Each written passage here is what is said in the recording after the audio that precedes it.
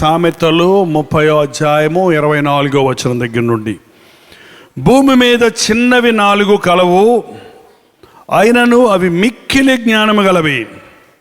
చీమలో బలము లేని జీవులు వేసవిలో తమ ఆహారమును సిద్ధపరచుకొనును.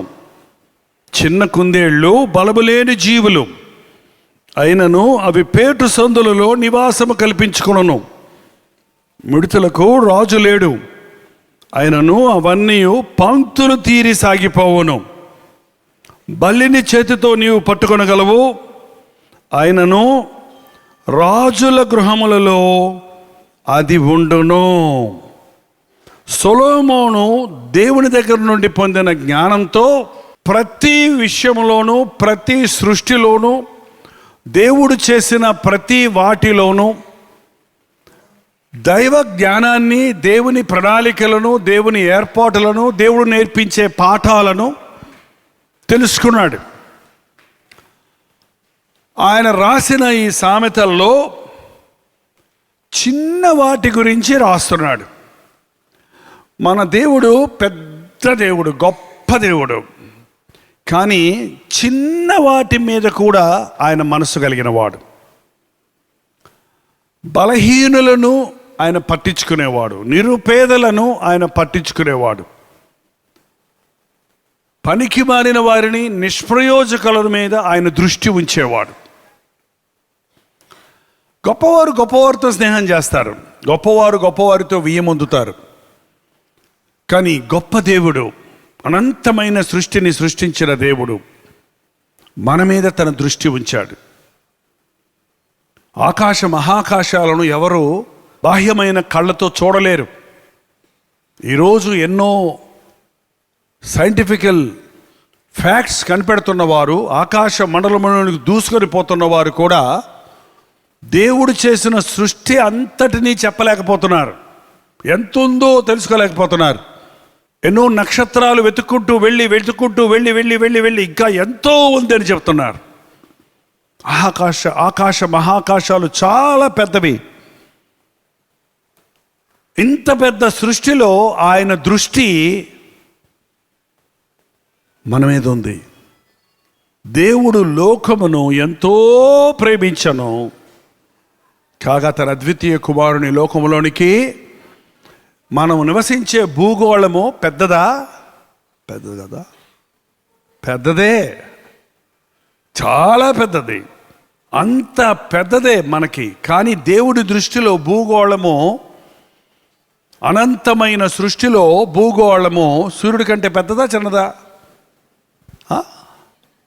సూర్యుడు భూలోకం కంటే, భూగోళం కంటే ఎంతో. ఆ నక్షత్రాలు చిన్నయా పెద్దయా? మినుకు అంటే చిన్నవి అనుకుంటున్నారు, కాదు. అవి నక్షత్రాలు ఎన్నో రెట్లు సూర్యుడి కంటే పెద్దవి. సూర్యుడు కూడా ఒక నక్షత్రం లాంటిదే, కానీ దగ్గరగా ఉంది. అది 1,86,000 మైళ్ళ దూరంతో వెలుగు ప్రయాణం చేస్తుంది. కొన్ని నక్షత్రాల వెలుగు భూలోకానికి చేరడానికి 2-3 సంవత్సరాలు పడుతుందట. అంటే ఎంత దూరంలో ఉన్నాయో ఊహించి చూడవచ్చు అన్నమాట. కానీ భూమి మీదే ఆయన మనసు ఉంది. కారణం, భూమిలో మాత్రమే దేవుడు సృష్టించిన మనుషుడు ఉన్నాడు. చంద్రుల్లో ఉన్నాడేమో అని ఎత్తుకొచ్చారు, లేడని తెలిసిపోయింది. మార్స్లో ఉన్నారని ప్రయత్నించారు, అక్కడ కూడా మనుషుడు జీవించే అవకాశమే లేదు. ఈ గోళాలన్నిటినీ భూగోళం కోసం దేవుడు సృష్టించాడు. ఇవి శూన్యంలో వేలాడుతుంది మన భూగోళం, మన భూమి శూన్యంలో వేలాడుతుందంటే చుట్టూన్న గ్రహాలన్నీ వాటి యొక్క ప్రభావం ద్వారా ఇది కింద పడకుండా తన చుట్టూ తాను తిరిగినట్లుగా. ఏం సృష్టి అండి దేవుడి దెబ్బ, దేవుడు లేడంటారు ఏంటండి? మానవాతీతమైన, ఊహాతీతమైన సృష్టి.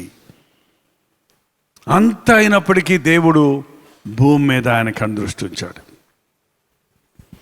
ఎవరన్నా ఫుట్బాల్ మ్యాచ్ చూసిన వాళ్ళు ఉంటే చూపించండి. టీవీలో కూడా చూడలేదా? పెద్ద కాంపౌండ్ స్టేడియం ఉంటుందండి. ఆ స్టేడియంలో 2 టీమ్స్ ఆడుతుంటారు. ఒకళ్ళు ఎర్ర బట్టలు, ఒకళ్ళు పచ్చ బట్టలు వేసుకుంటారు. ఒక్కోసారి రిఫరర్ ఉంటారు. దాంట్లో అవి చూడటానికి టికెట్లు కొనుక్కొని గ్యాలరీలో చాలా వేల మంది కూర్చొని ఉంటారు. కెమెరాలు పెట్టి ఉంటాయి. అందరూ ఆటలో చూసేవాళ్ళు, కామెంటరీ రిఫరీ చెప్పేవాడు, కామెంటేటరు, వీడియోస్ అన్నీ దేని మీద దృష్టి ఉంచుతాయి? అంత ఉంటుంది ఫుట్బాల్. అందరూ బాల్ ఇస్తే చూసేవాళ్ళు అట్టే వెళ్తారు, ఆడేవాళ్ళు అట్టే వెళ్తాడు, చెప్పేవాడు అట్టే వెళ్తాడు, కెమెరా వాడు అట్టే వెళ్తాడు. ఎందుకంటే ఆట అంతటికీ ముఖ్యమైనది ఏంటి? ఆ బాల్ కదలికలను బట్టే ఆ జయాపజయాలు ఉన్నాయి. అలాగే ఇంత సృష్టిలో దేవుడి దృష్టి ఈ భూగోళం మీద ఉంది. ఎందుకంటే ఈ భూగోళంలో మనం ఉన్నాం. ఆయన ఆకారంలో, ఆయన సారూప్యంలో చేయబడిన వారిమే. ఆకాశము నా సింహాసనము, భూమి నా పాదపీఠం అన్నాడు ఆయన. భూమి అంతా చపాతీ పీఠ అంట. భూమి ఆయన దృష్టిలో ఎంతంట? చపాతీ పీఠ అంతట్లో ఇండియా ఎంత, ఇండియాలో ఆంధ్రప్రదేశ్ ఎంత, ఆంధ్రప్రదేశ్లో విజయవాడ ఎంత, విజయవాడలో వెన్యూ సెంటర్ ఎంత, వెన్యూ సెంటర్లో నువ్వెంత, పెసరంత. కానీ నిన్ను చూస్తున్నాడు ఆయన, కానీ నిన్ను ఎరుగున ఆయన. నువ్వెంత చిన్నగా ఉన్నా ఆయన దృష్టి నీ మీదే ఉంది. ఎంత అద్భుతం కదా! అసలు యేసు ప్రభు యొక్క గొప్పతనాన్ని మనం గుర్తిస్తే, ఆయన ప్రేమను మనం గ్రహిస్తే, చిన్నవారిమైన మన కొరకు ఆయన కలిగి ఉన్న ప్రణాళికలను మనం ధ్యానిస్తే ధన్యులమవుతాం. చిన్న చీమ, అసలు చీమను మనుషుడితో పోలిస్తే చీమ ఎంత, మనమెంత? మనలో చీమ ఎంత?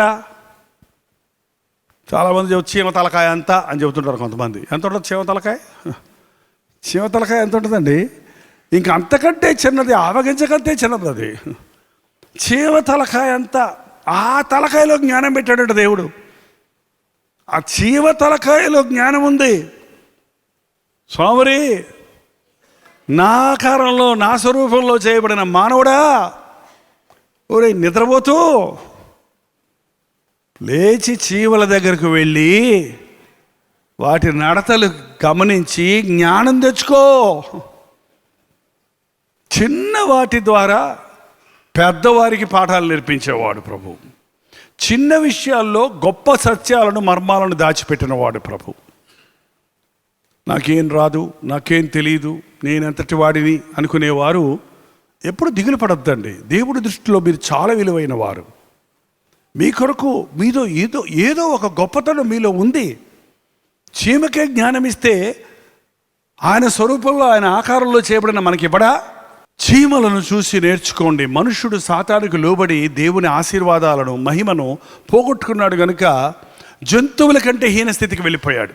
లేకపోతే మనం ఈ లోకములో ఉన్న జంతువుల, ఆదాము జంతువులన్నింటినీ కంట్రోల్ చేశాడు. ఆయన ఏ పేరు పెట్టాడో ఆ పేరు వచ్చిందట. సింహం ఇట్రా, నిన్ను సింహం అంటారంటే సింహం తోక ఆడించుకొని కుక్క పిల్లలకు వచ్చింది ఆయన దగ్గర. చిరుత పులులు పిల్లి పిల్లల్లాగా వచ్చాయి ఆయన దగ్గరికి. జంతువులకి, మనుషుడికి భయం లేదు, సహవాసం ఉంది. పాపం వలన ఇవాళ మనం వాటిని చూస్తే భయపడుతున్నాం, అవి మనల్ని చూస్తే భయపడుతున్నాయి. కుక్కలు అరుస్తున్నాయి అంటే ఎందుకు అరుస్తాయి చెప్పండి? కుక్కలు అరుస్తాయి అంటే మనం వెళ్తున్నప్పుడు ఎందుకు అరుస్తాయి? నిన్ను చూసి భయపడి అరుస్తాయి. నువ్వు వాటిని చూసి భయపడి నువ్వే పరిగెడతావు. నిన్ను చూసి భయపడుతున్నాయి అవి, అందుకే అరుస్తున్నాయి. అందుకే అరిసే కుక్క కరవదంటారు. అరుస్తుందంటే అది భయమేసి అరుస్తుంది, పిరికిది అది. కానీ మేము భయపడిపోతున్నాం అది అరుస్తుంటుంది. దాని అరుపులకి తారుమారు చేసుకున్నాడు మానవుడు దేవుని ప్రణాళికలను. కాబట్టి దేవుడు అంటున్నాడు, జంతువులను వాడుకుంటున్నాడండి. జంతువులను గాడిదను వాడుకున్నాడు. ప్రవక్తలు పనికి రాకపోతే ప్రవక్తను గద్దించడానికి గాడిదంట నోరు తెరిచి మాట్లాడిందంటే ఎవరితో మాట్లాడింది? బెలాము ప్రవక్తతోటి. కోడిపుంజును వాడుకున్నాడు మేలుకొని తన స్థితి తాను గ్రహించుకున్నట్లుగా పశ్చాత్తాపడడానికి. ఎవరి మీద? పేతురు. కొక్కడో కోడగానే పేతురు ప్రభు వైపు చూసాను ఉందండి. అంతేకాదు, చరిత్ర చెప్తుంది, ప్రతి తెల్లవారుజామున కొక్కరో కాడుగానే పేతురు లేచి మోకాలు వేసి ప్రభు క్షమించిన ఆయన, బొంకెనయ్యా ఇంకా బొంకనయ్యా నన్ను క్షమించాయని మనం రోజు ప్రార్థన చేసుకునేవాడంట ఆయన. రోజు కోడి ప్రార్థన నేర్పించింది దానికి. చేపను వాడుకున్నాడు యోనా లాంటి ప్రవక్తను తీసుకెళ్ళి చేరవలసిన స్థలానికి చేర్చటానికి. కాకిని వాడుకున్నాడు ప్రవక్త అయినా ఏలియాను పోషించటానికి. ఎంత అద్భుతమైన దేవుడు మన దేవుడు. నిన్నెందుకు వాడుకోడు? నన్నెందుకు వాడుకోడు? మనల్ని ఎందుకు వాడుకోడు? మనల్ని ఇంకా గొప్పగా వాడుకోవాలని ఆశపడ్డాడు. కానీ మనం ఆయనకు అందటంలా, ఆయనకు అప్పగించుకోవటంలా. అందుకే మన జీవితాల్లో నష్టపోతున్నాం. గమనించండి, చీమలు బలము లేని జీవులు అయినను అవి వేసవి కాలములో ఆహారమో సిద్ధపరచుకొనును. సోమరి చీమల యొద్దకు వెళ్ళము, వాటి నడతను కనిపెట్టి జ్ఞానం తెచ్చుకో. వాటికి న్యాయాధిపతి లేకుండాను, మేనేజర్ లేకుండాను, పై విచారణకర్త లేకుండాను, అధిపతి నాయకుడు లేకుండాను, అవి వేసవి కాలమందు చీమలకి ఒక రాజు లేడు, ఒక జడ్జి లేడు, ఎవడు మేనేజర్ లేడు, పై విచారణకర్త అంటే సూపర్వైజర్ లేడు, అధిపతి అంటే ఒక నాయకుడు లేడు. కానీ అవన్నీ కలిసి పనిచేస్తాయి, అవన్నీ కలిసి లైన్గా నడుస్తాయి. లైన్లో వెళ్దాం రా అనగానే ఒక చీమ వెళ్తుంటే రెండోది తోకలాగా ఒకదానెమ్మట ఒకదాని చక్కగా వెళ్ళిపోతాయి. ఒక వీడియో చూపించావు, ఒక 2 స్తంభాలను దాటాలంటే మధ్యలో గ్యాప్ ఉంటే కొన్ని చేవలు వెళ్ళి బ్రిడ్జిలాగా తయారయ్యి మిగిలిన చేవలు వాటి మీద నుంచి దాటిపోవడానికి సహాయం చేస్తాయి. ఒకదానికొకటి సహకరించుకుంటాయి, ఒకదానికొకటి కలిసి పనిచేస్తాయి. అవి చూడండి ఎలాగా ఒకదాని జట్టు పట్టుకొని అవన్నీ ఈ పక్క నుంచి ఆ పక్క దాటిపోవడానికి మైకులు ఎవరు అనౌన్స్మెంట్ చేయటం లేదు. పడిపోతారు జాగ్రత్తని ఎవరు చెప్పలేదు. నేను కింద ఎందుకు ఉండాలి, నువ్వు పైన ఎందుకు ఉండాలని పోట్లాడుకోవటం లేదు. కమాన్ దాటండి, కదలండి అని ఒకదానికి ఒకటి చెప్పుకొని సాగిపోతున్నాయి. మనుషులైతేనా ఒకదాన్ని ఒకటి పీక్కుంటుంటారు. ఏంటంటే ఎక్కేవాడు ఉంటే వాడిని వెనక్కి పీకటమే. పీతలు తెలుసా మీకు? పీతలు ఎక్స్పోర్ట్ చేసేటప్పుడంట పైన సీల్ వేయరంట, మూత పెట్టరంట. దానికి మూత పెట్టకుండానే పెడతారు. అదే మూత పెట్టలేదయ్యా అవన్నీ బయటికి వెళ్ళిపోతాయి అంటే ఒకడు అన్నాడంటే ఏం భయపడక్కర్లా. ఒక పీత బయటికి వెళ్తే ఇంకో పీత పట్టుకొని కిందకి లాగుద్దంట. పైకి ఎక్కడానికి సాయం చేయవు కానీ లాగేస్తూ ఉంటాయి కిందకి. కాబట్టి వాటికి వాటే అయ్యే కావులు ఇంకేం అక్కర్లేదు అన్నాడంట. ఈ రోజుల్లో మనుషులు ఇలా ఉండడానికి బదులు చీమల్లాగా పీతల్లాగా తయారవుతున్నారంట. వాడు పోయేవాళ్ళని పోనివ్వడం, వాడు ఎక్కడూ ఎక్కేవాళ్ళని ఎక్కనివ్వడం. అది నీచమైన బుద్ధి. క్రీస్తును కలిగిన వారు ఐక్యతతో ఉంటారు, ప్రేమ కలిగి ఉంటారు, ఎదుటివారికి సహాయం చేస్తారు, ఎదుటివారికి సహకరిస్తారు, ఎదుటివారితో కలిసి పనిచేస్తారు. క్రీస్తును ఎరిగిన భార్యాభర్తలు ఇద్దరు కలిసి పనిచేస్తారు. ఎంతమంది ఈ రోజుల్లో కలిసి పనిచేస్తున్నారండి? ఇంట్లో ఉన్న తల్లికి ఇవాళ కొత్త రకం ఉద్యోగం వచ్చిందంట. ఆ ఉద్యోగానికి జీతం లేదంట, హాలిడే లేదంట, వర్కింగ్ అవర్స్ కంటిన్యూస్గా ఉంటాయంట, నిలబడి పనిచేయాలంట, నడిచి పనిచేయాలంట, కూర్చొని చేసే సాఫ్ట్వేర్ కంపెనీ కాదంట. ఏంట్రా ఉద్యోగం, ఆ పోస్ట్ ఏంటయ్యా అని అడిగితే అది ఒక తల్లి పోస్ట్, ఒక ఇల్లాలి పోస్ట్. ఒక ఇల్లాలు రాత్రి మగళ్ళు కష్టపడద్ది భర్తకి, బిడ్డలకి తలుపులు వేసుకోవటం, పాలు పట్టుకోవటం, నీళ్లు పట్టుకోవటం, అంట్లు దొంగకోవటం, ఆహారం సిద్ధపరచటం, దుప్పట్లు వేయటం, ఉతుక్కోవటం. పండగ వచ్చిందంటే లీవ్ లేదు, ఎందుకంటే పలహారాలు చేయాలి, ఆ రోజు బిర్యానీ చేయాలి, డబుల్ వర్క్ అవుద్ది ఆ రోజు పండగలకి. పండగ లీవ్ లేదు. ఒక తల్లి ఎంత కష్టపడుతుందో, నీ భార్య ఎంత కష్టపడుతుందో నువ్వు ఎప్పుడైనా గమనించావా? నువ్వేదో పెద్ద ట్రాఫిక్లో జామ్ అయ్యి ఉద్యోగం చేసుకొని ఇంటికి వచ్చేటప్పటికి భార్య అన్నీ సిద్ధపరిచి నీ కోసం కూర్చునే ఉన్నావా? పోయేటప్పుడు కూర్చున్నావు, వచ్చేటప్పుడు కూర్చునే ఉన్నావా? ఏం పని ఉంది నీకు ఇంట్లో కూర్చొని అని అంటుంటారు. కానీ ఇంట్లో ఎంత పని ఉందో, ఇంట్లో ఎన్ని మైళ్ళు నడుస్తుందో, ఎంత ప్రయాసపడుతుందో గుర్తిస్తారా? ఏంటంటే ఎదుట వారు ఏదన్నా పని అవ్వకపోతే చెయ్యి అంటారే కానీ ఇంకా అవ్వలేదా, ఇంకా చెయ్యి త్వరగా చెయ్యి అంటారే కానీ లేచి నువ్వు ప్లేట్ పెట్టుకోవచ్చు కదా, లేచి నువ్వు మంచిలు పెట్టుకోవచ్చు కదా. ఆ అన్నం ఉడికేటప్పటికి, కూర అయ్యేటప్పటికి వాళ్ళే అన్నం ఉడగాలి, కూర మళ్ళీ ప్లేట్ తెచ్చిపెట్టాలి, గ్లాస్ తెచ్చిపెట్టాలి, ఉప్పు తెచ్చిపెట్టాలి, పెరుగు పెట్టాలి, పచ్చడి పెట్టాలి. ఇంకేంటండి మన ఆంధ్ర వాళ్ళకి ఎన్ని కావాలో బల నిండా ఉంటే కానీ దిగుపడతాం. అంత చేయడానికి అమ్మ ఎంత కష్టపడుతుందో ఎప్పుడన్నా సహకరించారా? ఎప్పుడన్నా మీ భార్యకి లీవ్ ఇచ్చారా? ఇవాళ ఇవ్వండి, ఇవాళ కాదులే ఒకరోజు ఇవ్వండి. మీకు లీవ్ ఉన్న రోజు ఆమెకి లీవ్ ఇవ్వండి. భార్య అమ్మని ఇవాళ రెస్ట్ తీసుకో, నేను వంట చేస్తాను, అనండి. అసలు నీ భార్య అలా ఉబ్బి తబ్బిపోయిపోయి మిమ్మల్ని పువ్వుల్లో పెట్టి పూజించేస్తుంది కదమ్మా. నువ్వు అంటే చాలు, చెయ్యక్కర్లేదు, ఆమె చేసుకుంటుంది మళ్ళీ పైగా. కానీ నా భర్తకి ఎంత అండర్స్టాండింగ్ వచ్చింది నా మీద, నా బాధ ఎలా అర్థం చేసుకున్నాడనే గ్రహింపు వస్తుంది. టేక్ ఎ లీవ్, ఒక బ్రేక్ ఇవ్వండి. మరింతమందిని బంధువులందరినీ పిలిచి వాళ్ళందరికీ వండి పెట్టమని హెవీ బర్డెన్ చేయకండి. ఒకరితో ఒకరు సహకరించండి, భార్యకు తోడుండి సహకరించండి. భార్య పనులు భర్త పనులు, ఈ పనులు చేయాలి, భార్య ఈ పనులు చేయాలని ఇక్కడ చట్టం ఎక్కడ లేదండి.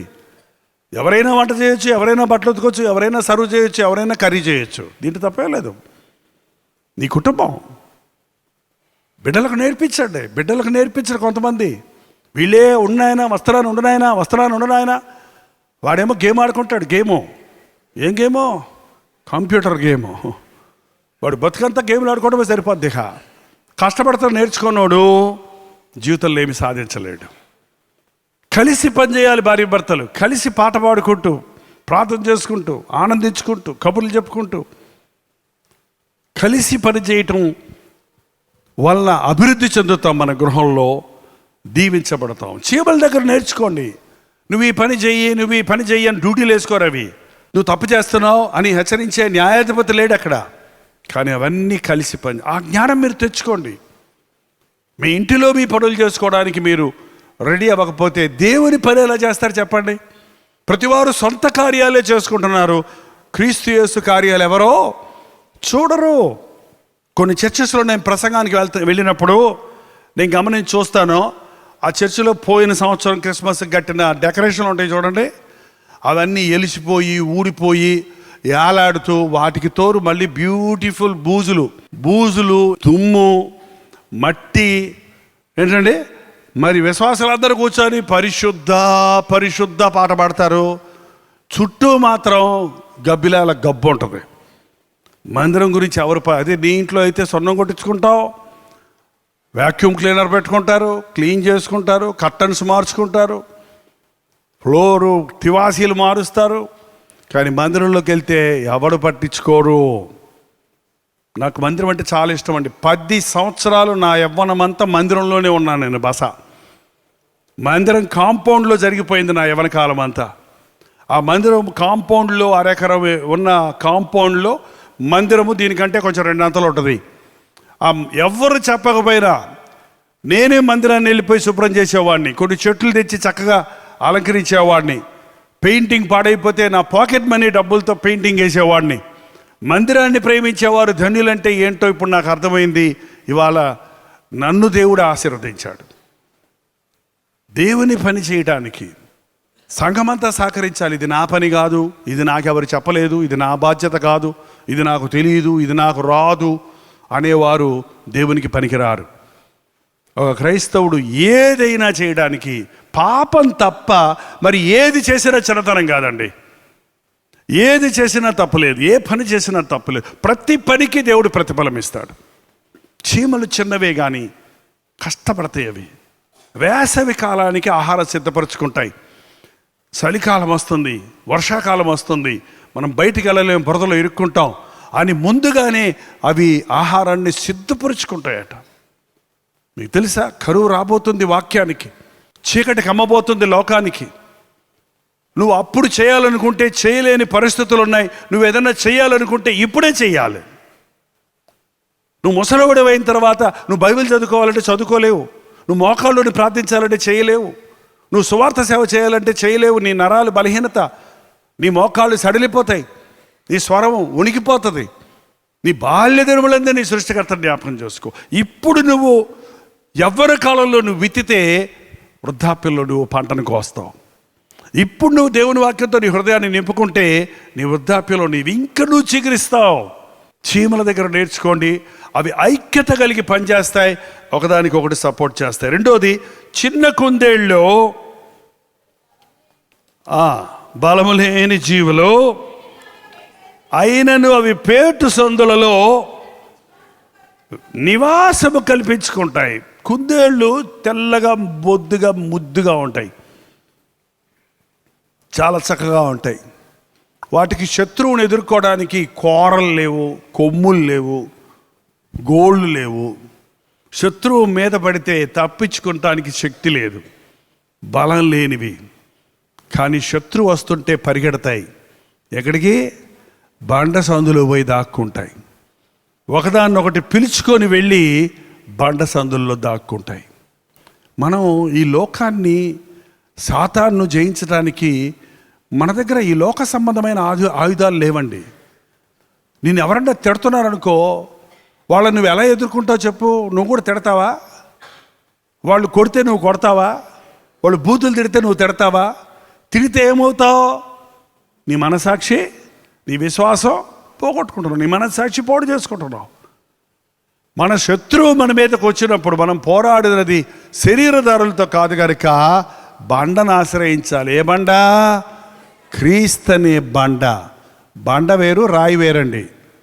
బండ వేరు, రాయి వేరు. క్రీస్తు బండ, ఓ పెద్ద కొండ.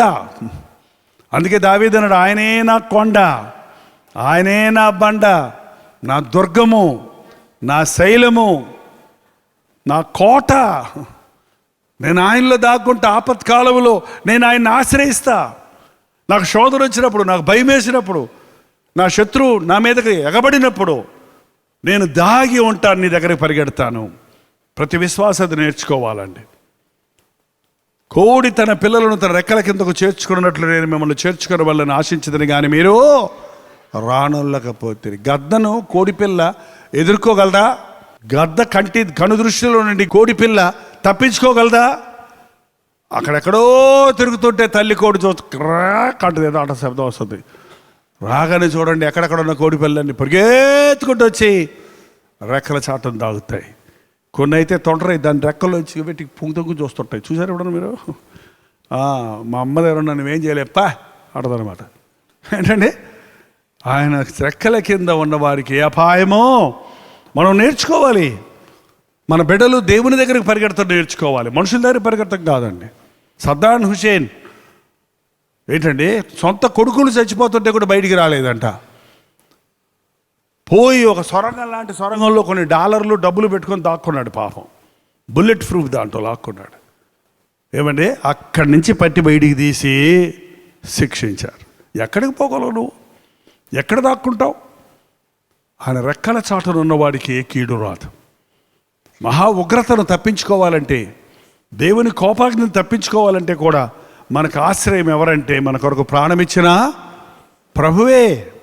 ఓ చోట అగ్ని ప్రమాదం ఏర్పడి గడ్డివాములన్నీ కాలిపోయినాయి. అవంతా మంటలు ఆరిపోయిన తర్వాత ఇంకా మంటలు ఆర్పడానికి ఎక్కడైనా నొప్పి ఉందేమో అని ఒక కర్ర తీసుకొని ఆ యజమాని ఇట్ట కడుచుకుంటూ ఇట్ట తడుముకుంటూ వస్తుంటే అక్కడ కోడిలా కూర్చొని ఉంది. ఆ సెగకి అలాగే కాలిపోయి ఉంది. అలా తట్టేటప్పటికి కిచకిచకిచని కోడి పిల్లలన్నీ బయటకు వచ్చినాయి అంట. అంటే ఆ సెగకి తన శరీరం కాలిపోతున్నా కూడా ఆ బిడ్డల్ని కాపాడుట కొరకు ఆ కోడి అలాగే కూర్చొని పారిపోకుండా కూర్చుంది కాబట్టి అవి కాపాడబడ్డాయి. మన ప్రభు మన కొరకు అదే చేశాడు. మనల్ని కాపాడటానికి దేవుని కోపాగ్నిని ఆయన తట్టుకొని తన ప్రాణం ఇచ్చి మనల్ని రక్షించాడు. ఆ ప్రభు రెక్కల చాటుకు దాక్కోవటం వల్ల మనకి అన్ని విధాల క్షేమం, మన ఆత్మలకు క్షేమం, మన శరీరాలకు క్షేమం, మన కుటుంబాలకు క్షేమం. కుందేలు పోరాడలేదు కానీ ప్రభువుని ఆశ్రయించింది, బండను ఆశ్రయించింది. మనం అలాగే ఆపద కాలంలో మనం ప్రభువుని ఆశ్రయించడం నేర్చుకోవాలి. లేచి నిలబడండి, ప్రార్థన చేద్దాం. ప్రార్థన. చీమలు నేర్పించే పాఠాన్ని నేను నేర్చుకొని నా కుటుంబం కోసం ప్రయాసపడటానికి, నా కుటుంబంతో ఏకీభవించడానికి, ఆయన పరిచర్యలో ఏకీభవించే ఆత్మలను సంపాదించే పనిలో సాగడానికి నాకు సహాయం చేయ్యా.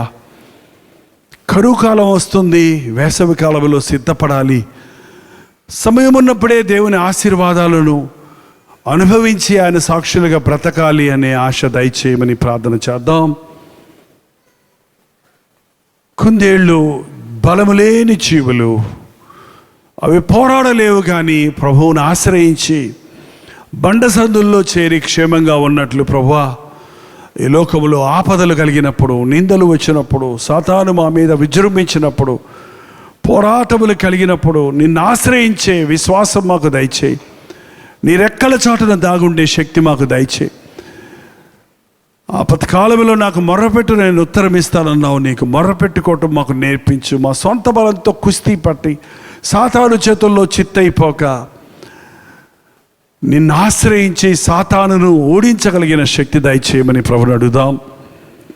పరిశుద్ధుడా, ప్రేమగల తండ్రి, ఈ ఆవరణలో చేడి వచ్చిన నీ బిడ్డలందరినీ చూడు నాయన. ఒక ఆశతో వచ్చారని చెప్పారయ్యా, ఒక కోరికతో వచ్చారని చెప్పారయ్యా, ఒక భారంతో వచ్చారని చెప్పారయ్యా. మళ్ళీ వాటితోనే తిరిగి వెళ్ళనివద్దు నాయన. నీ సన్నిధిలో వాటిని దిప్పివేయటానికి సహాయం చేయి. నీ సన్నిధిలో వాటిని వదిలివేయటానికి సహాయం చేయి. నీవిచ్చే ఆ ధైర్యాన్ని సంపాదించుకొని, నీవిచ్చే అభిషేకాన్ని పొందుకొని, నీవిచ్చే జ్ఞానంతో నింపబడి వెళ్ళినట్లుగా నీ పరిశుద్ధాత్మను మా మీద కుమ్మరించు నాయన. ఎవరి జీవితంలో విఫలతలు ఉన్నవో ఈ రోజు నుంచి ఇది మొదలుకొని నేను ఆశీర్వదిస్తానన్న మాట వారి పట్ల నెరవేరాలయ్యా. ఎవరి జీవితాల్లో విరక్తి చెందిపోయి ఉన్నారో, ఇక నాకు బిడ్డలు పుట్టరు, ఈ నిందల అవమానాలు నేను భరించలేని కృంగిపోయి ఉన్నారు, ఈరోజు ఒక అద్భుతం వారి గర్భంలో జరిగించు. ఇప్పుడు ఇక్కడ వాక్యం వింటుండగానే ఇదిగో నేను ఒక నూతన కార్యము చేయించున్నాను, ఇప్పుడే అది మొలచునన్న మాట వారి పట్ల నెరవేర్చును ఆయన. ఎవరి జీవితాల్లో ఆర్థిక ఇబ్బందుల్లో పడి అప్పుల్లో నుంచి బయటకు పడలేనిక, ఈ వ్యాపారంలో దివాళా తీశానని, ఈ ప్రయత్నాలలో విఫలుడనయ్యానని విసిగిపోయి ఉన్నారో వారిని ఒక్కసారి చూడు నాయన. చూడు నాయన. పట్టుదలతో ప్రార్థించడానికి, పట్టుదల కలిగి పనిచేయడానికి, ప్రభు చిత్తాన్ని సాగి సఫలతను చూసినట్లుగా నీ అద్భుతాలను జరిగించు. ఇదిగో దేవుడు నాకు ఈ మేలు చేస్తున్నాడు, ఈ అద్భుతం జరిగించి ఉన్నాడు, ఈ ప్రార్థన విని ఉన్నాడు, ఈ ఉద్యోగం ఇచ్చి ఉన్నాడు, ఈ గర్భఫలం ఇచ్చి ఉన్నాడు, ఈ విధంగా నా కుటుంబాన్ని కట్టి ఉన్నాడు, నా కుటుంబాన్ని ఆశీర్వదించి ఉన్నాడని తిరిగి వచ్చి మేము సాక్ష్యాలు చెప్పినట్లుగా మా బ్రతుకుల్లో అద్భుతాలను జరిగించము తండ్రి. యేసు క్రీస్తు నామములో అడుగుచున్నాము తండ్రి. మన తండ్రి అయిన దేవుని యొక్క ప్రేమయు, కుమారుడైన క్రీస్తు యొక్క కృపయు, ఆదరణకర్త అయిన పరిశుద్ధాత్మ యొక్క సహవాసము కూడి వచ్చిన మనందరికీ ఇప్పుడును సదాకాలము తోడై ఉండునుగాక. ఆమేన్, ఆమేన్, ఆమేన్.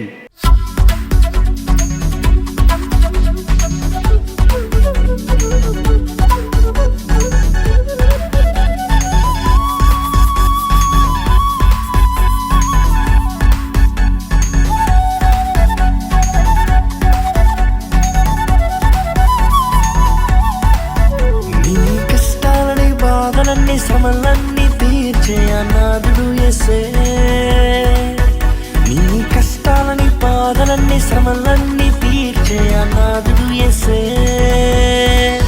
ఆది నుండి ఉన్నవాడు ఆ దేవుడు, అద్భుతాలు చేసేవాడు నా యేసుడు.